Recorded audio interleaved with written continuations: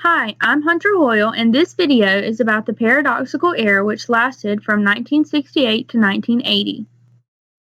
The election of President Richard Nixon in 1968 was the beginning of the Paradoxical Era, and in his first term, he had a major period of social reform.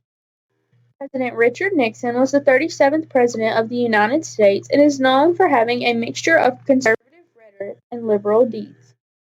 Nixon had many strategies in getting social reforms passed, which were floating coalition and political outbidding.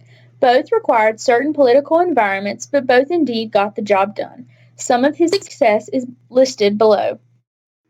Nixon was scared of competition from George Wallace, who had strong Southern support, so he did not support desegregation of Southern schools in 69 and 70. However, when federal courts insisted intentional segregation had to end, Nixon supported the idea, and the policy of reform created by the Civil Rights Act of 1964 and Voting Rights Act of 1965 was completed. Nixon also supported the Rehabilitation Act of 1973, which made huge progress of protection from discrimination for disabled people.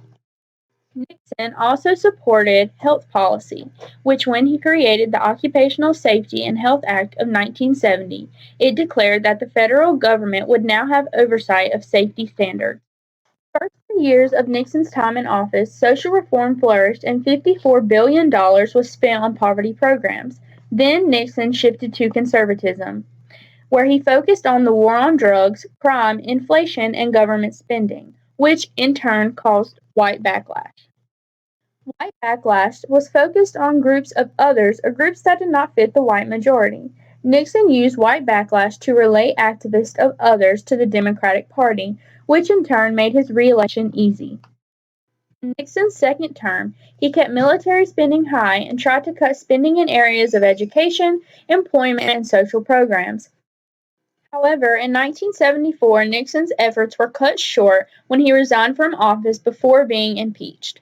The Watergate scandal was when burglars entered the Watergate building, which was the Democratic campaign headquarters. This robbery was then related back to Nixon himself.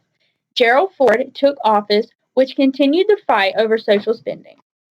Although Nixon and Ford did not approve of much social spending towards the end, money spent on social programs increased greatly, which created the first ever safety net for needy individuals. This was hidden social spending due to the fact Nixon was a conservative and the new president, Ronald Reagan, placed blame on the New Deal and not the fact that Nixon spent money.